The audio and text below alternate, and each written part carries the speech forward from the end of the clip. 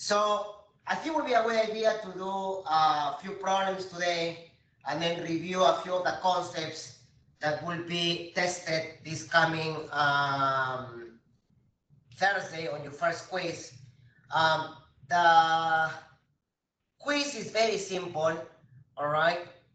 Very likely like the web assignment number 1 that I saw everybody finished, all right?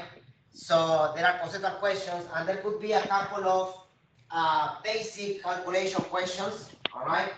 In quiz number 2, and and now that we're heading towards our first test, right?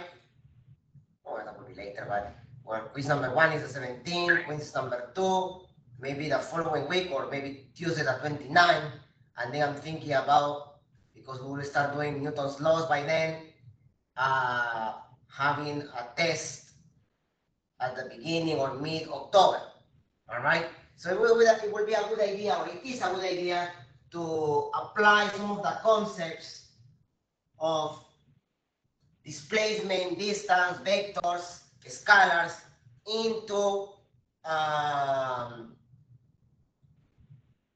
some applications, all right?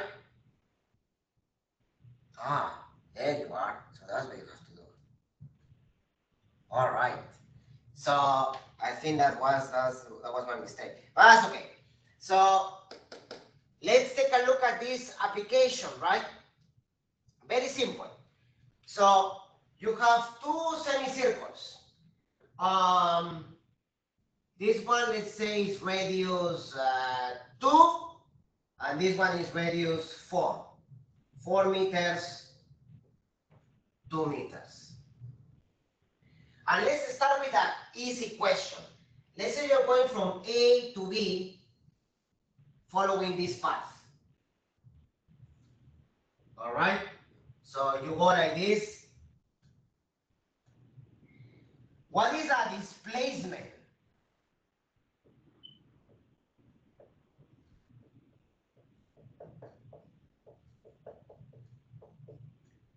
All right. So the definition of displacement, we know it's a vector, right? We call it delta x, which will be position final minus position initial. So it's how far you are from the initial position. If we say this is 0, and that's your final position from A to B, then it's just what? All this. So your displacement for this problem is just basically AB. That's your displacement. It's how much you have moved, right? And I could say this is so if the radius is 2, this is 2 and 2, 4 and 4, 2 and 2 is 4, plus 4 is 8, plus 4 is equal to 12 meters in the positive x direction.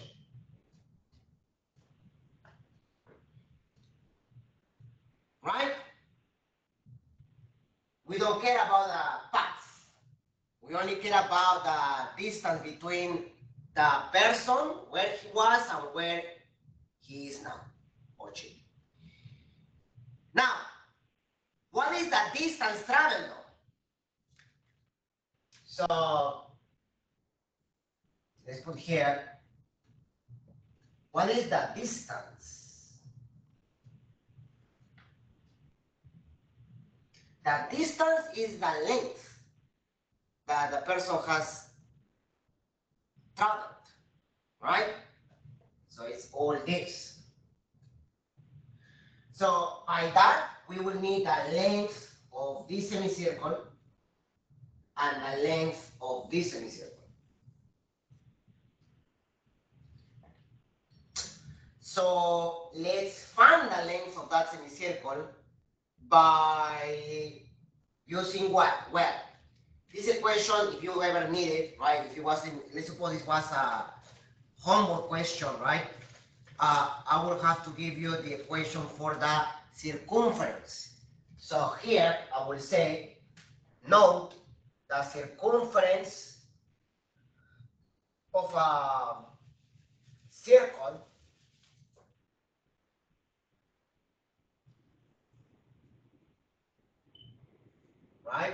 if the radius is r, the circumference is equal to 2 pi r.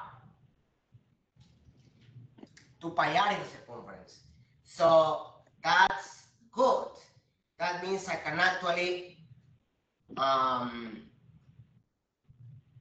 find the distance traveled. We have the circumference of this and the circumference of that. Those are semicircles. So using this equation, we can say that the circumference of a semicircle is equal to pi r. So for this one will be 2 pi. So the distance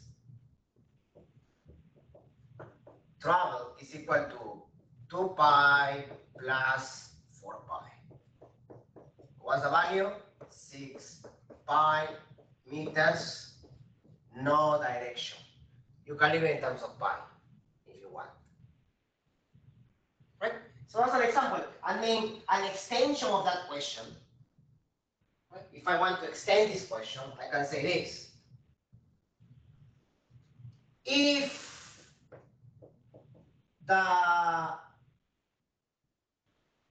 the journey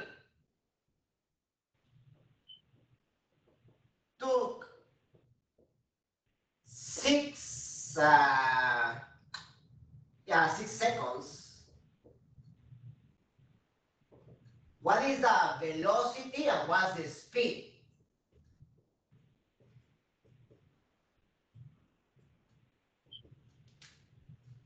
So we need our definitions of velocity. Velocity is the displacement over time, while the speed, the average speed, is the total distance divided by the time. So our velocity will be 12 meters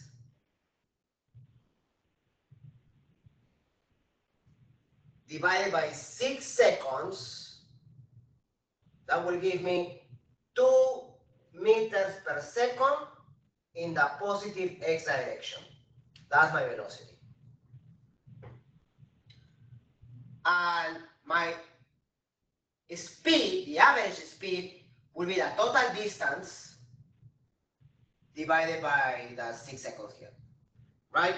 So 6 pi divided by 6 equals to pi meters per second.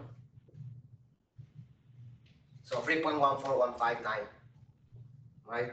So the speed was greater than the velocity, right? Because of the difference between the displacement and the distance. Are there any questions about this? About the definitions of distance, displacement?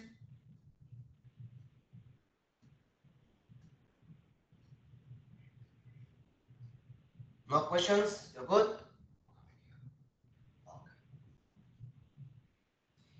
So that's a nice example there, all right, where you can actually visualize the difference between distance and displacement. All right, so I call the class kinematics because today we're going to be doing more into the applications of speed, velocity, acceleration, displacement, distance. But I want to also do a problem on vectors that can help some of you that are trying to do the extra credit. So I'm going to call here extra credit, right? Because it will help you for that extra credit worksheet. And by the way, I have published another one, weekly problems number 2, and I will do problems that will help you for that as well. All right. Okay. So for the extra credit, you have problems is different numbers, but there is a problem, or there are a couple of problems, I believe, that are like this. So they give you the x and y axis, and they give you the, let's say they give you a vector here, 50 units, so 50, let's call it 50 for now. Another vector here. Yeah, let's put another vector here as well. but I want to change the value. So this will be 30, 30 as well, fine. But let's make this 40 and let's make this 10. So in this problem, let's say they want you to find the resultant of the vectors. All right? When they ask you something like this, you have to know you are given the angles, and you look at the magnitude of the vectors, 50, 40, 10. 50, you don't have to worry about in terms of like breaking into components. 50 is already in the y-axis, so that's good. But these two other vectors are making angles with the x-axis. So you want to find the components. That's what we did in the second class, I believe. We broke vectors into components like this. Same here and here. And yeah. So that allows us to find the resultant. All right. So what I'm going to do now is I will use that trigonometry. Now, since you guys have your calculator, you can always use that. All right. So you don't have to worry about memorizing anything of the trigonometric functions, but I want you guys to see how this works. All right. So let me actually see exactly how does the problem look. Yeah. So it looks exactly the same. All right. So let's see here if I can change a little bit these numbers. Yeah, no, that's fine. All right. That's fine. So this and that. 40 makes sense. So here we call it 40. That's the adjacent cosine 30.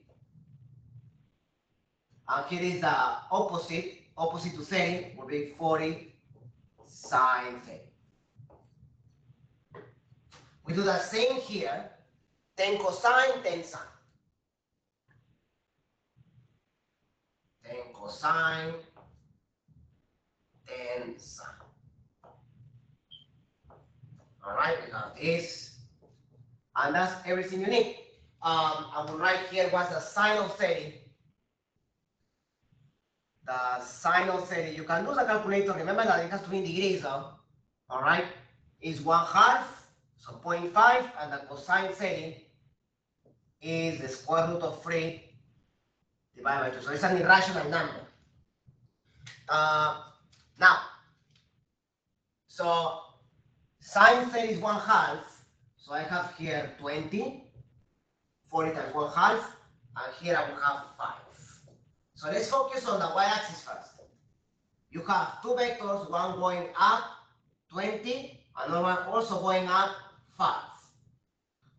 So you have this. Two vectors, one with 5 units, one with 20 units, but you have a vector going down with 50 units.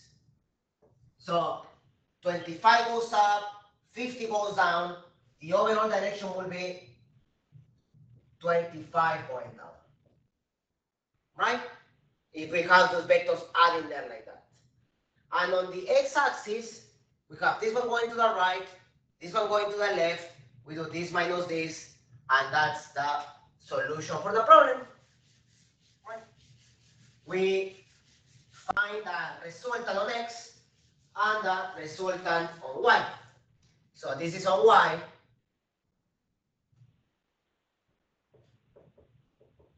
And then, to find the resultant on x, we do, so here, on x, what do?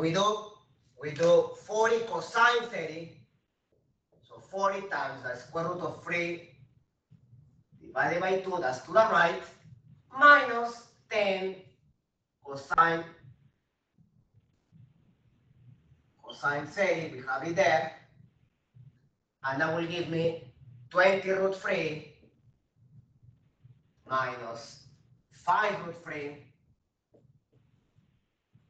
This is 15 root 3 to the right. And that's it. That's on the x direction. All right. Now, you're probably thinking, can we get, so that's the vector form. So this is the component on x, the component on y. Can we get a resultant? Yes. If we approximate 15 root 3, that's approximately, so for that, yes, you have to use a calculator. So that's approximately 26. So this is approximately 26. So the resultant will be the square root of 26x squared plus 25 squared. And that will give you the value for the resultant. All right. So that's the extra credit. That's how you do it. I believe the one in extra credit is easier because you have the same magnitudes. If they have the same magnitudes on x, they cancel, right?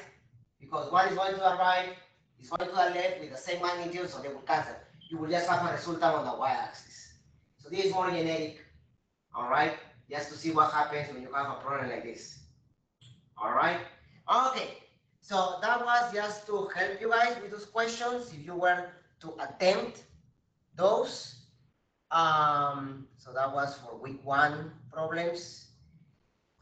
Week 2 has the motion problems. So I can show you the slides, but I'd rather show you the last set of slides on the board. What do I mean by that?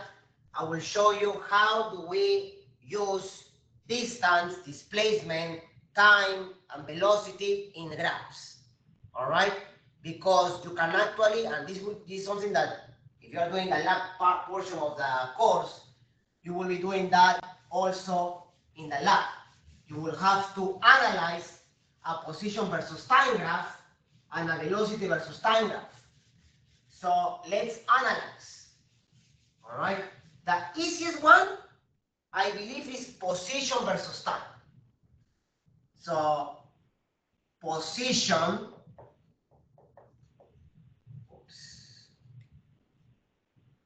versus time. How do you plot those graphs?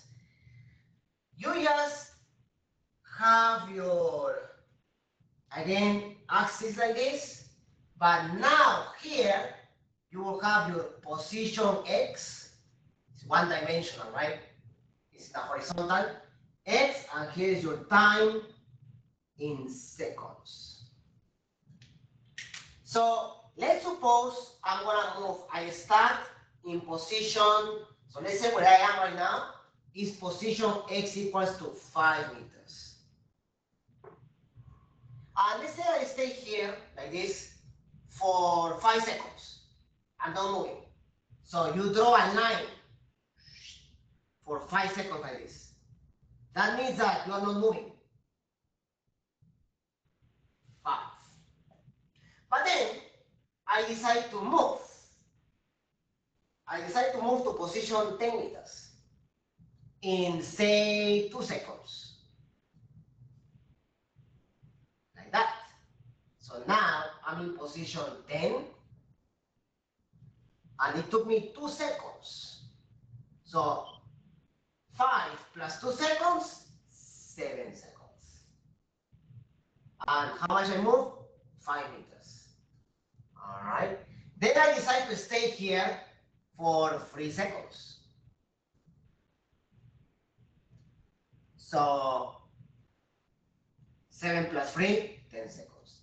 And then I decide to, so I move here, I stay there, and then I will go back to my original position. So I go back here in, say, 5 seconds as well. So let's say something like that.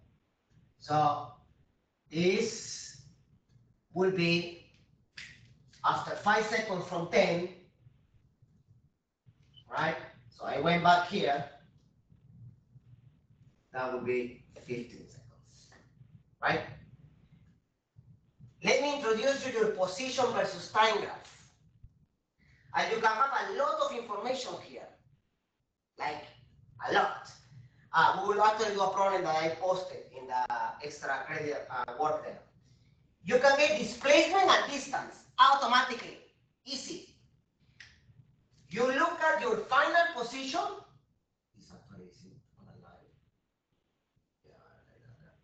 Your final position was this, and your initial position was here.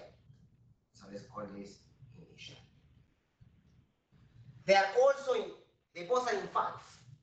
So I can say that my displacement was 0 meters.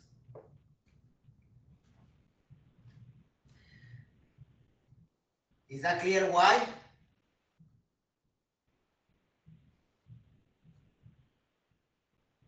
Right? Because your final position was the same as your initial position. But what will be the distance? The distance is not 0 because I moved, right? So first I was at 5. I moved 5 meters. I didn't move, and then I moved back 5 meters. So my distance is equal to 10 meters. How about that?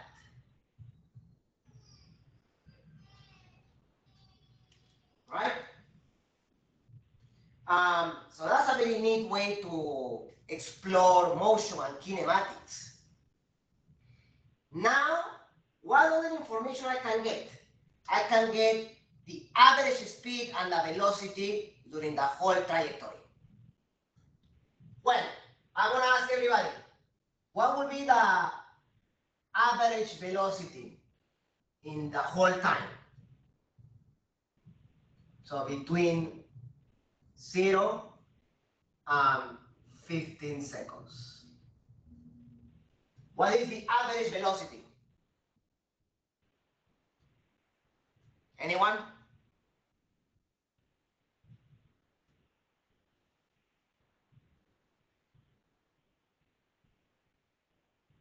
Think about it. What's velocity? What's the definition of velocity?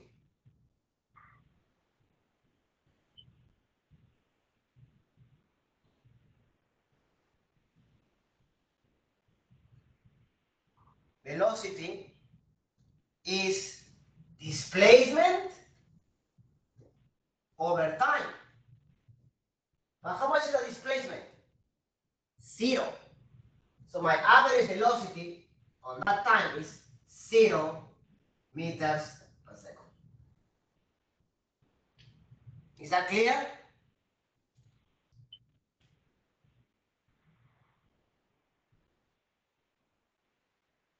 Right? It's all based on your definitions. Now, can somebody tell me what's the average speed?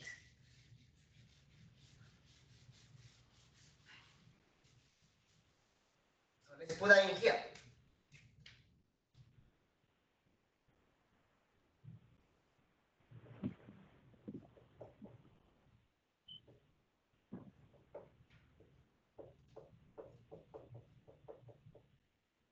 What is the average speed?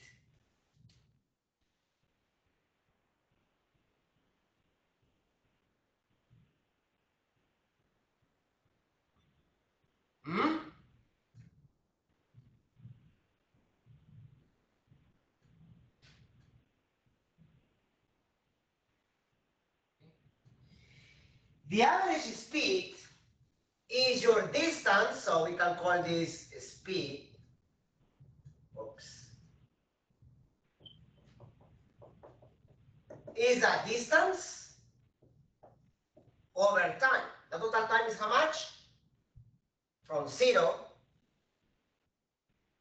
to 15. If we simplify, we get 2 over 3 meters per second.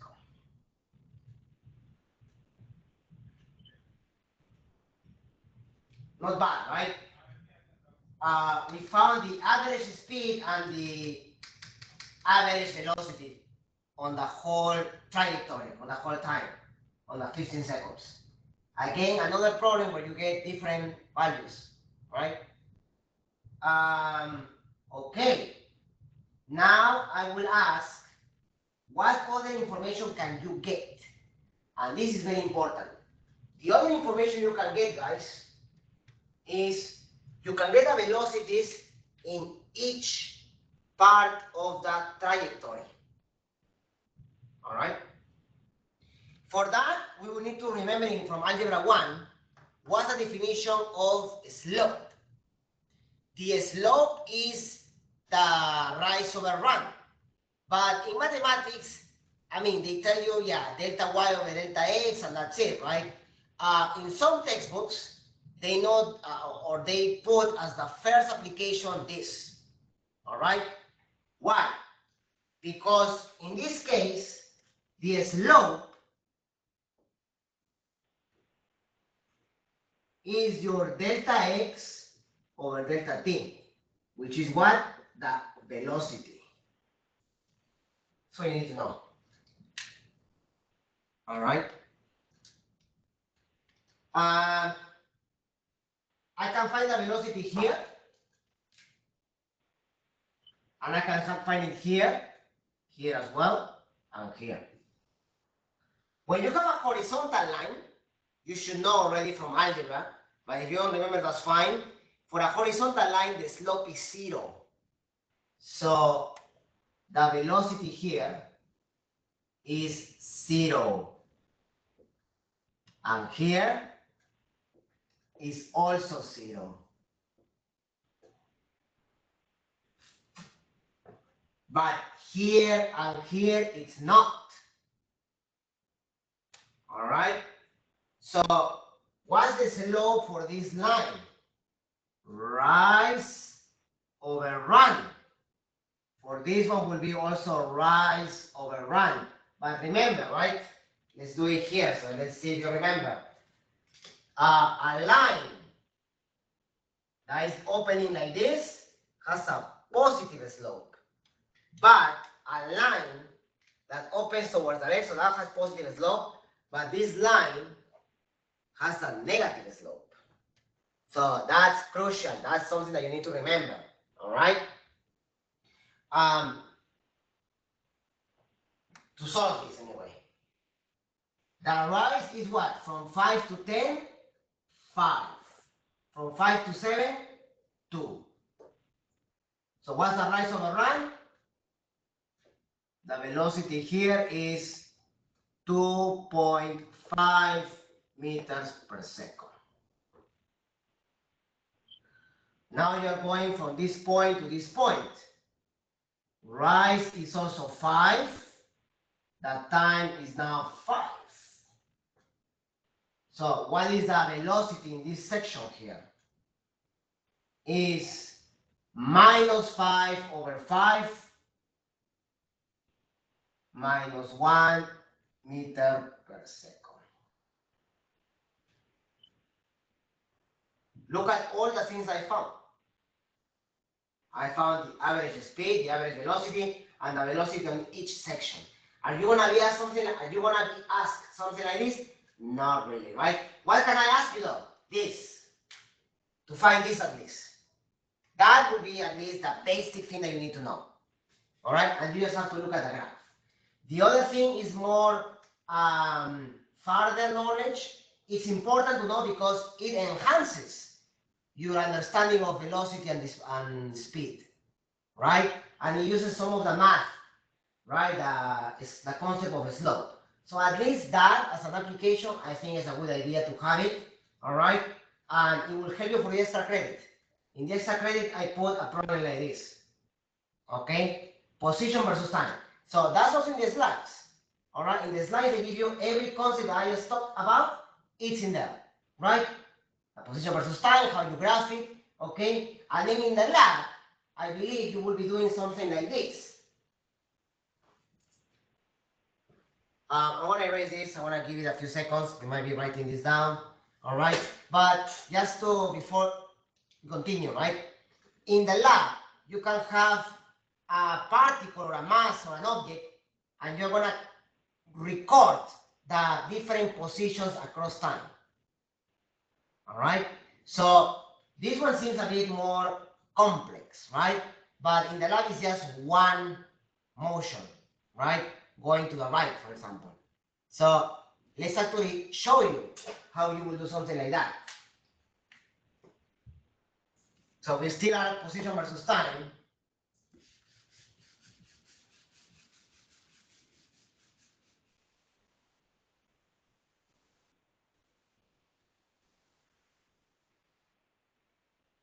And in a lab environment,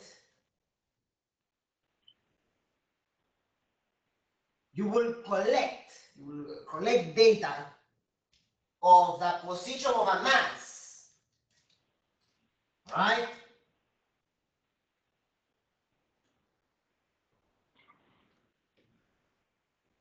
As you use a time sensor, like that. So you will record this position, this position, this one here, right? You have probably more data points, so you will start from here, all right? What you need to do is, once you have the data points, you will use Excel. Excel is the best for this type of stuff. You will plot this, and then you will use a scatter plot, and it will give you something like that. And then what do you do with that? You have to pass a line. Like that. It's not going to be a perfect line. In Excel, it will try to fit it into a line. And you will find the slope. That slope is the velocity. And you know what? Because it's just going like this, and you just collect data in that direction, it happens to be also the speed. All right, but that will be your velocity in meters per second.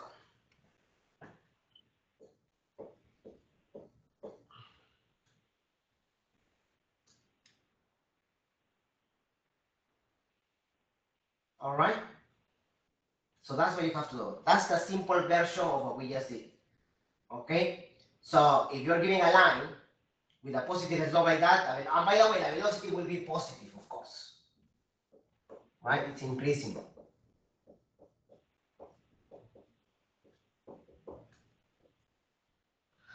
You can also have situations where the velocity goes down. All right. So in that case, actually, sorry, it's not that it's going down. The velocity can also increase towards the negative value. That means it's going in an opposite direction. All right. Now, what we see here in these graphs is that in the position versus time, in these cases, the velocity was always constant, right, in a given interval. There is no acceleration. We haven't talked about acceleration in these graphs. Where will we talk about acceleration is in the other graphs, in the graphs of velocity versus time. So now, let's do the velocity versus time graphs. All right? And it's very similar. The only thing that you have to be careful is with the signs and the slope as well, right? So in a velocity versus time,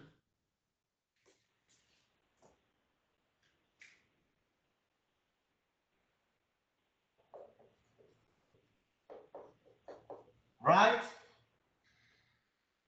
You will have something like this. Again, you will use your X and Y axis. But now, this axis will be labeled V, meters per second. And that will be the time, seconds.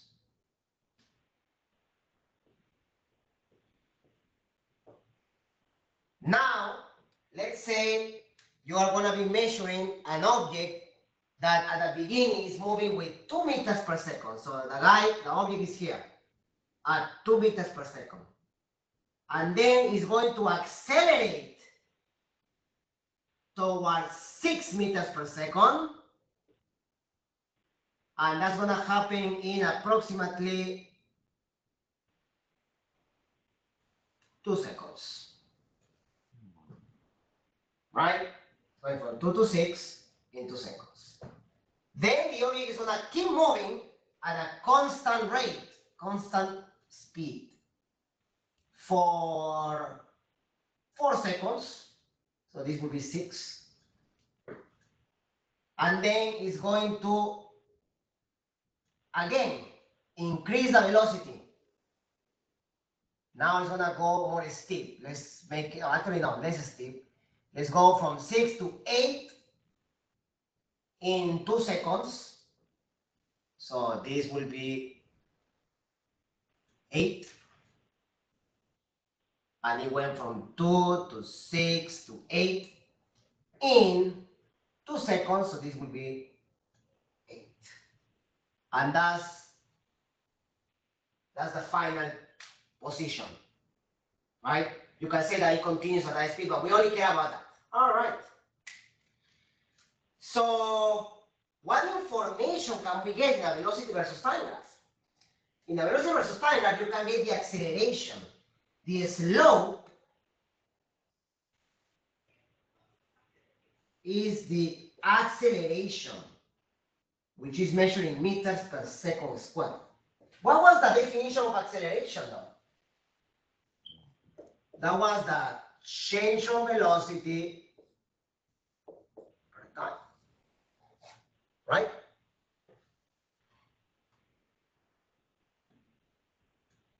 Now, I can get the acceleration in the whole trajectory, but normally we care about each section. As you know, here is horizontal, so the slope here is 0. That means that the acceleration there is 0 meters per second squared. I can get acceleration here, I can get acceleration here, right? How? By doing rise over run. In 2 seconds, the speed went from 2 to 6, that's 4. So the acceleration here will be 4 over 2, 2 meters per second squared. And here, in 2 seconds as well, the velocity went from 6 to 8. So 2. So the acceleration here will be 1 meters per second squared. I can get acceleration now. Right? That's important. If you want to go a bit further, right, I will show you now with a more simple graph that you can also get distance and displacement. All right.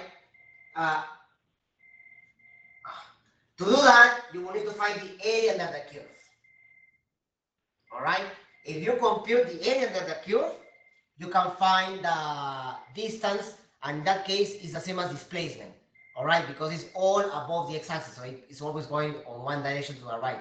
If you start seeing negative, like going below the x-axis, that's when you start seeing negative areas, and that's when the car or the object is moving to the left. But for now, don't worry about it. This is a more basic example, and I think the general idea is that in the velocity versus time graph, you can get acceleration and the area under the curve. So let's write here the area under the curve, the graph, is equal to the displacement.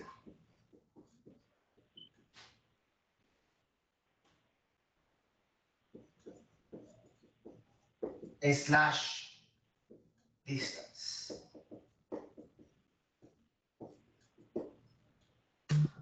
All right, so that's very interesting, right?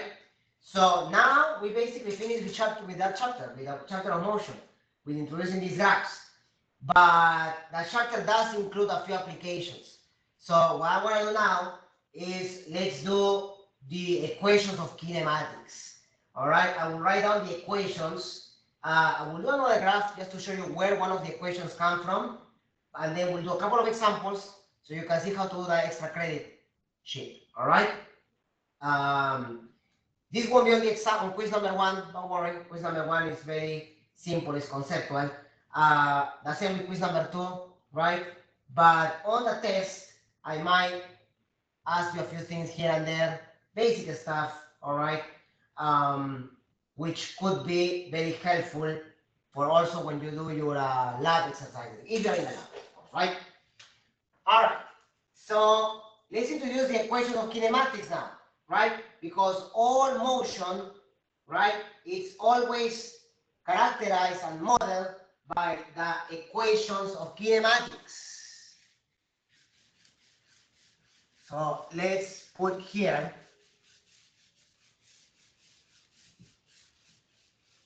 the equations of kinematics. All right. For that, we start with the definitions.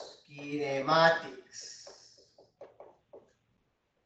For constant speed, I don't think I need to be very explicit because only one equation.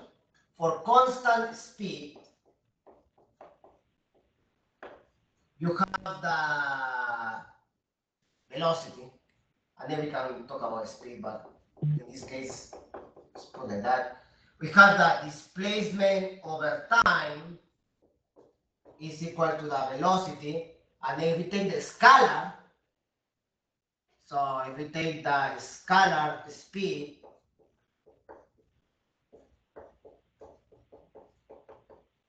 distance over time is equal to the speed.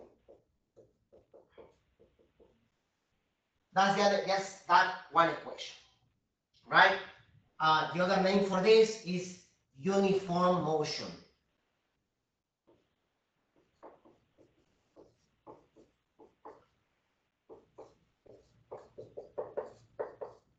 Perfect. Things get more interesting when you have acceleration. So when you have acceleration, things get more interesting. That's when I will use this graph that I was talking to you guys about.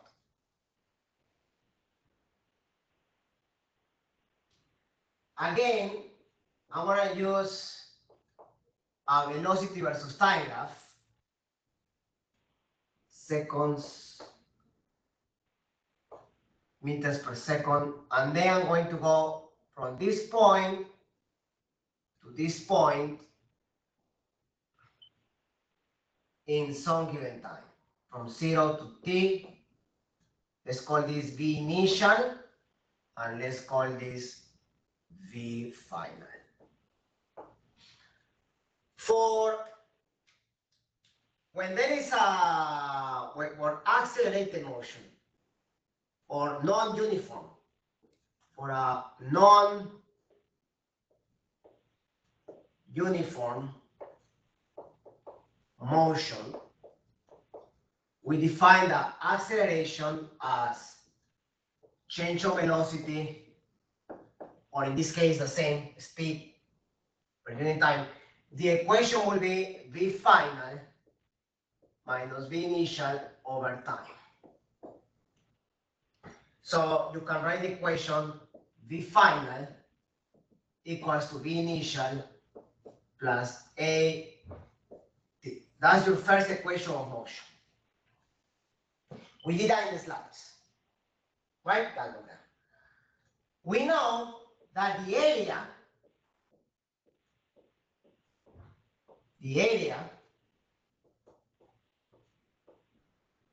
give you the distance, also in this case the displacement. They are the same in this case. So we can find that area of that trapezium, all right, trapezoid. What you will get is this, that the displacement or distance is equal to V initial times time plus 1/2 acceleration t squared. This is your second equation of motion.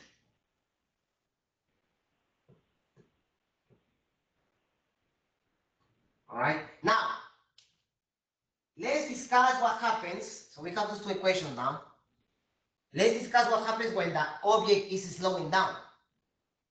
When the object is slowing down, the acceleration is negative. So that graph won't look like this. It will look like this, right? Like that. The equations are the same though. You know, in general, so I want to put here, in general,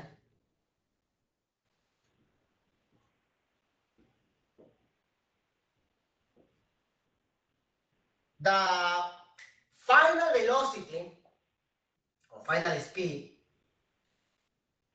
will be the initial plus or minus acceleration time. You use a minus when the object is slowing down, right? And this guy also plus or minus. All right. And the final equation, when you combine these two, is that the final velocity squared is equal to the initial velocity squared plus or minus 2a delta x. That's another equation that we get. Those three equations are your equations of motion. And that's what you need for that extra credit for this week. Because it's all about problems on kinematics. All right, they are in Canvas already. Now, before we do some of these problems, you have to remember, right? The units for length, we've always been saying is meters, and we measure velocities in meters per second. But in real life, unfortunately, we do have a lot of situations where the velocity is measured in kilometers per hour or miles per hour. So how do you go from there to the other?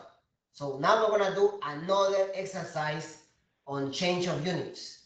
And I'm going to give you a little factor to go from kilometers per hour to meters per second. All right? Let's do a few first. And then we're going to do a couple of exercises. And I think we can probably start introducing chapter 2 to finish that class. All right?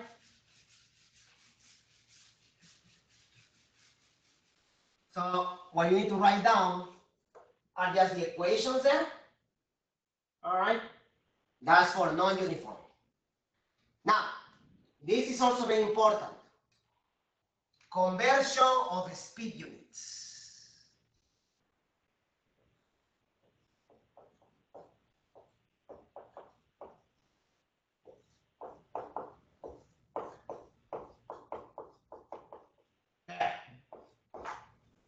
So let's say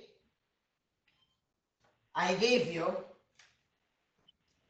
the velocity of an object 40 kilometers per hour on the positive y direction. We're gonna go, you're gonna convert this. So we're gonna change to meters per second. The way you're gonna do that is like this. You're going to do 40 kilometers per hour, and you're gonna be like 1 hour has how many seconds? 3,600 seconds. And 1 kilometer has how much? How many, sorry? 1,000 meters. That's called unit multipliers. Oh. Something happened here. Okay. see.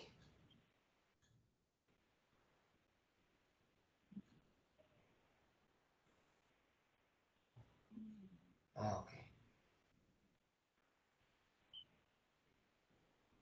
Right.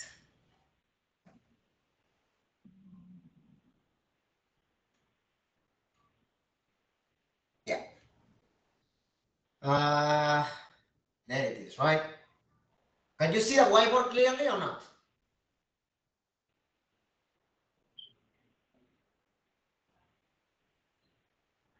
Can you guys see the whiteboard or is it too bright?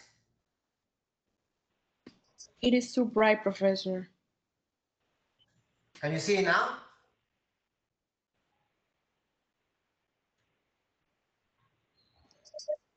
What about It's now? still bright.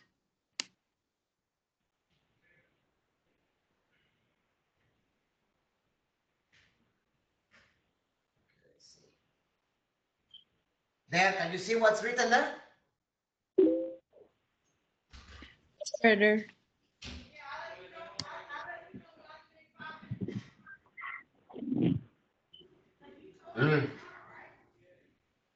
Let's see.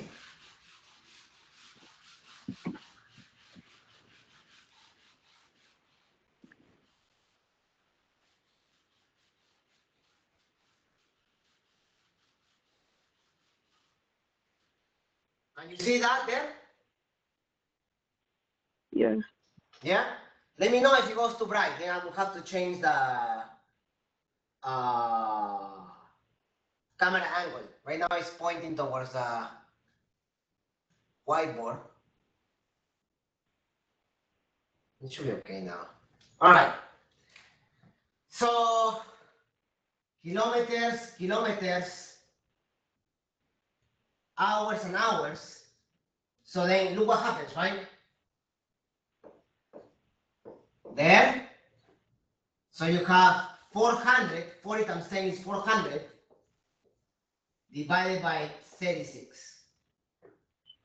All right. Now, if I divide by 4, it's 100. Divided by 4 is 9. So that's 100 over 9 meters per second. So that's how I change it. That's approximately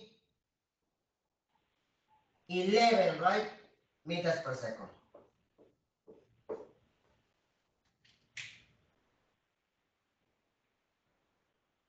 All right. So that's how you go. Those are the unit multipliers for to change the rate of to change the speed from kilometers per hour to meters per second. Now, let's see the factor that we have to use. The factor that I used was 1,000 over 3,600. So 1,000 over 3,600. Divide 5, divide 18. 5 over 18. So the multiplier to go from kilometers per hour to meters per second is 5 over 18. All right? That's the multiplier there. 5 over 18. So you can use it for any rate. If you have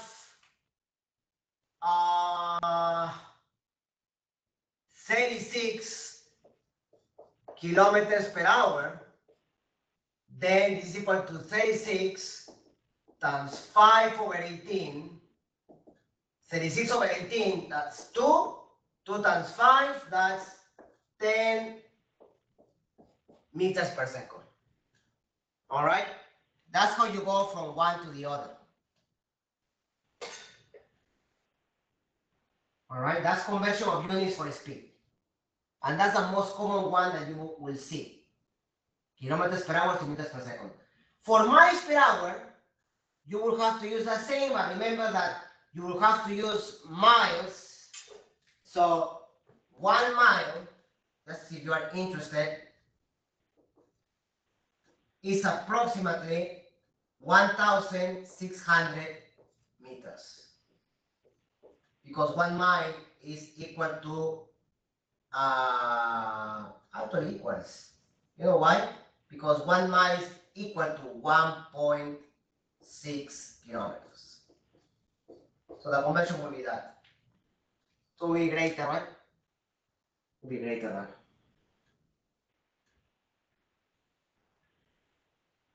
All right, let's do a few of the problems then. Now let's do a few of these problems. I will show you where you can find them now. Leave this in here. And then we'll probably do a couple, maybe 3 of those.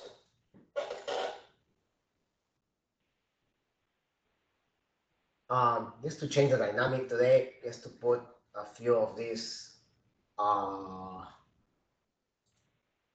to do problems and to show you on the whiteboard. Let's put this in here. There. So this one week 1, week 2 are here.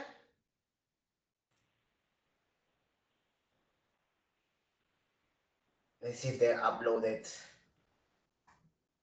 Yeah, sometimes there is this issue. I have to fix that. Here is okay. All right. So here are your position versus time graph and velocity versus time graph. All right. Let's apply some of these equations that we just did.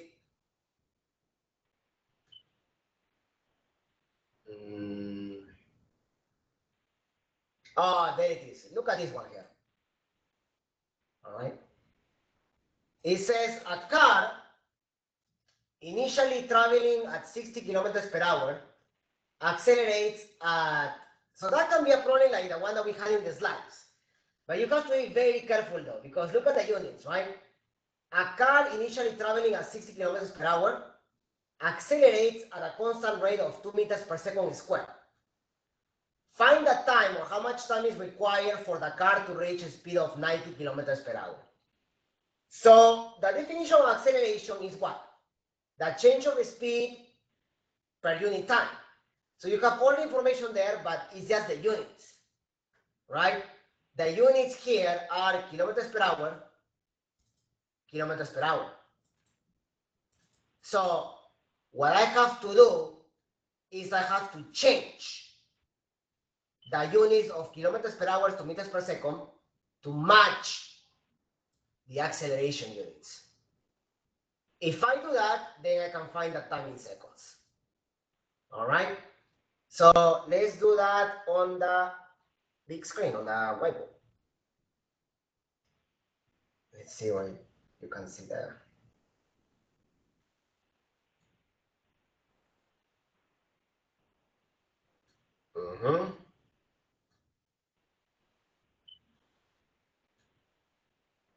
Okay. Here. So look, you don't have to do it like this, but something that helps a lot is to always do a drawing of the problem. You have a car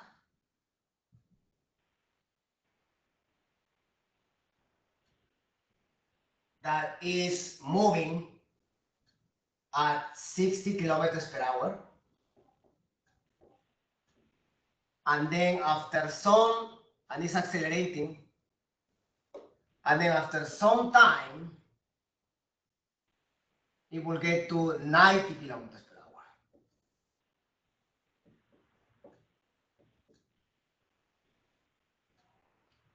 Oh, that's much better, right? I think it was the illumination. But anyway. The acceleration is 2 meters per second squared. So we use this. B final is there, right? Oh, B final equals to B initial plus or minus 18. It's accelerating, so we use plus. We have all the information, but we just need to convert. So 60 kilometers per hour, we multiply by 5/18. Right? That would be 300/18.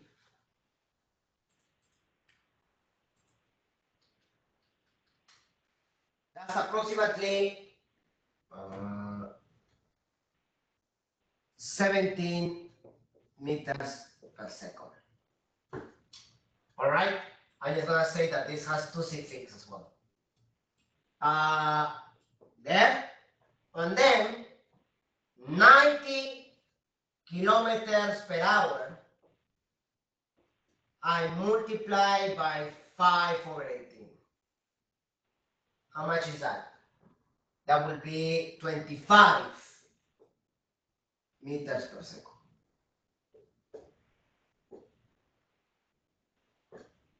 All right, so now I use the equation V final equals to V initial plus 18. I have acceleration, and then I can find the time, right?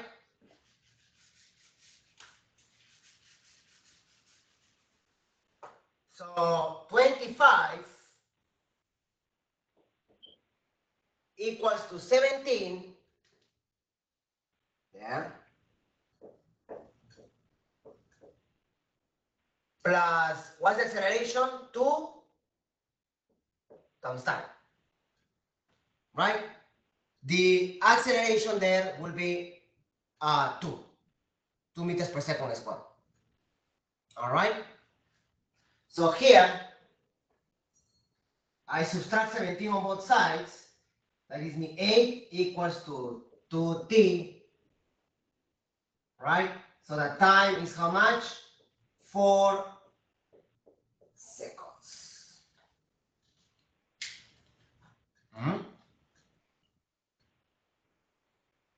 Well, I round it. So in that case, we're pretty obvious what's the answer for that without rounding, right? So I rounded there. The 17 is actually 16.66.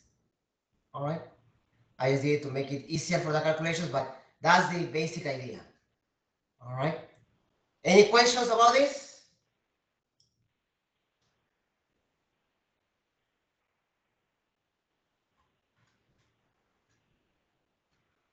Any questions about the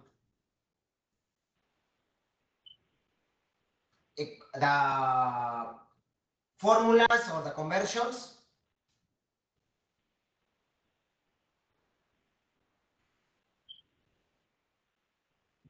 Okay. Let's actually give you guys a problem from here as well.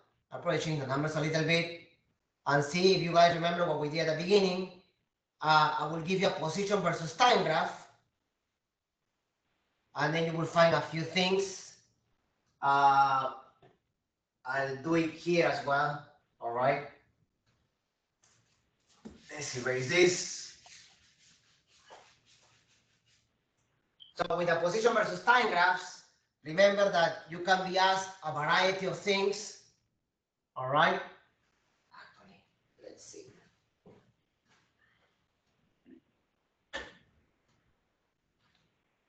Maybe that will fix it. No. Maybe this.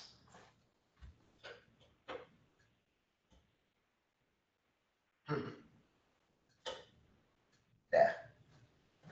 That's better, right? Yeah. All right. So let's do that. Now let's do the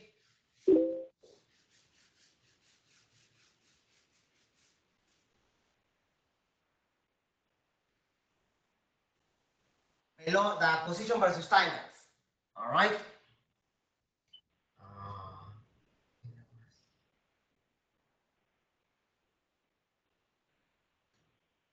Okay. This is the problem. Let's see if you guys remember. So I give you very simple, huh? Position time. You start from the origin. You go up to 4.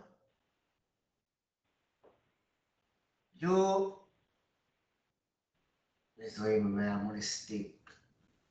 You keep going like this, and then you finish in 1. Oh.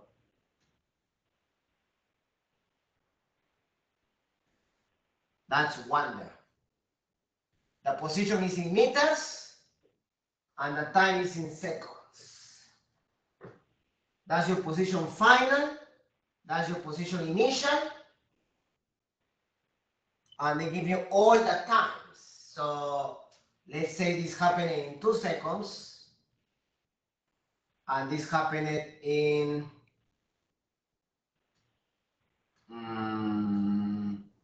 4, yeah, and this will be 6. Anyway, makes sense. Find the distance and displacement. Let's start with that. What is the displacement and what is the distance traveled? Much better. Now I know. So you have to turn on the slides here. Okay, so what's the distance and what's the displacement?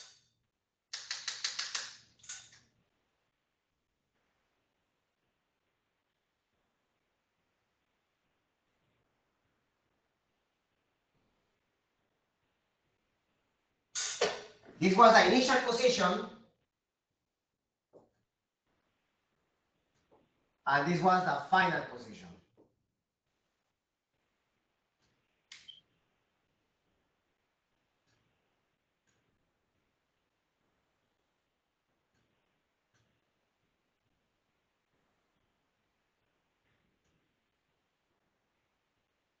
Anybody?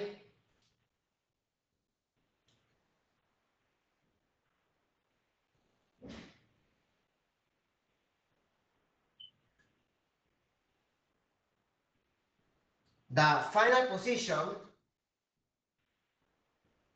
was 1, and the initial position was 0. So what's the displacement then?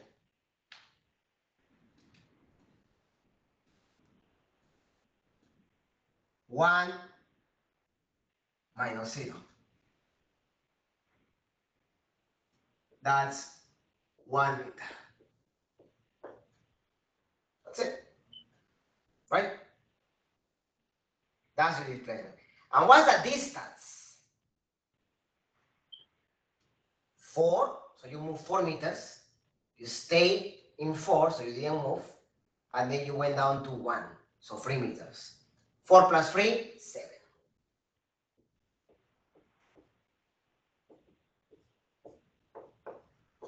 See what I mean? That's your distance and that's your displacement there.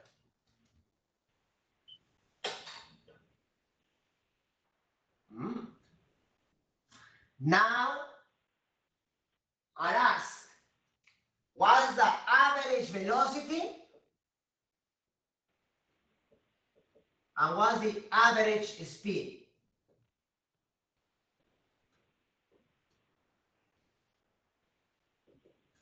Looking at the information that you have already there. Find the average velocity and the average speed.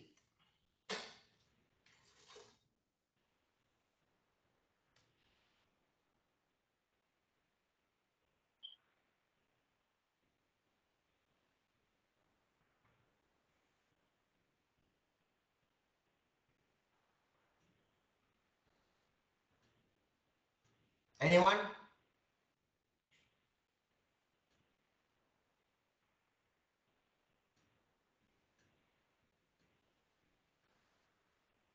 The average speed, velocity, sorry, is related with the displacement. This.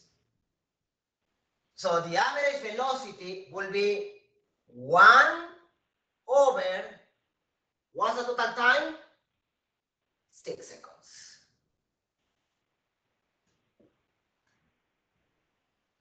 And the average speed is related with the distance.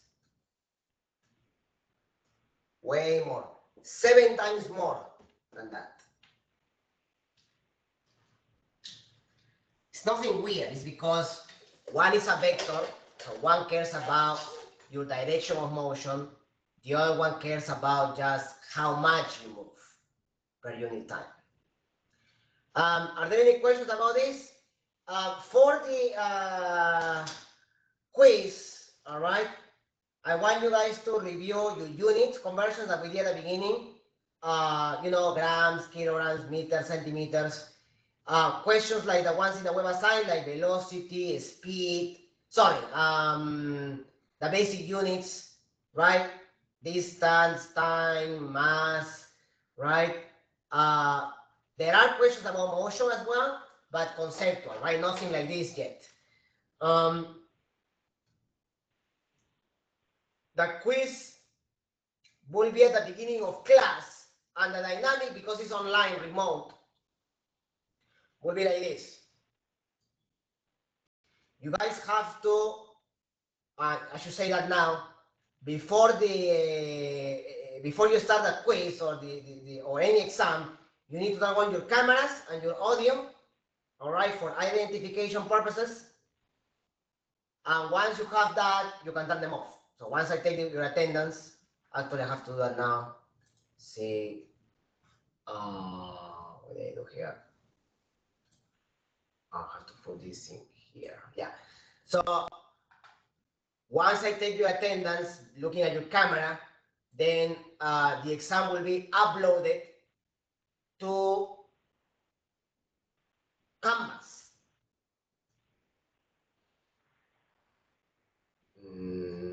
Yvette is not here today, right? Since she was here at the beginning. And then it will be here. Let's put this in here. You will go to quiz 1, and it will be uploaded there. And you will submit it by uploading the file. You will upload your solutions. It shouldn't take you more than half an hour, to be honest. So I will give you that plus a few more minutes to submit your solutions. It can either be scan, or you can take pictures of it. All right.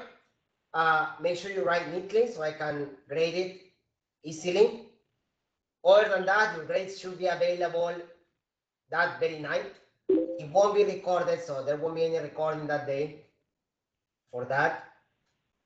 Yeah, pretty much that's it. That's how it's going to be the dynamic for quizzes and tests. Live, you will have to be in class. You have to turn on your cameras for a few seconds just to take a look at and make the attendance. And after the exam, after the quiz, we should start with chapter 2, Newton's laws. All right, so we will start with chapter 2 next class, which includes all the concept of forces, mass, Newton's laws, gravity, and all that. All right. Any questions before we finish? Is it gonna be multiple choice? Of course not. Come on, it's online. Besides, math and physics, guys, you don't want it to be multiple choice. It's at least I can see what you did wrong. So I can give you extra partial credit. Can I give you partial credit if it's multiple choice? No. So I have to think that you did all wrong. Maybe you just made a mistake in the last step. That's not fair, right? Personally, I don't like multiple choice, right? Back home, we had to take an entrance exam for college. It was all multiple choice. It was a nightmare. So there might be one or two, but there will be always open-ended. Most of the exam will be open-ended. The tests are all open-ended because it's the only way I can see your solutions, and I can see if you're actually learning, and also if you make any mistakes, so I can give you partial credit. All right, is that okay? Okay, so it's gonna be this Thursday, right? Yeah. So guys, if you have any questions, I'm gonna be available, all right, tonight or most likely tomorrow, all right? Tonight I have to prepare for, they have the school night tomorrow. So, but I will be available for questions. It should be all clear that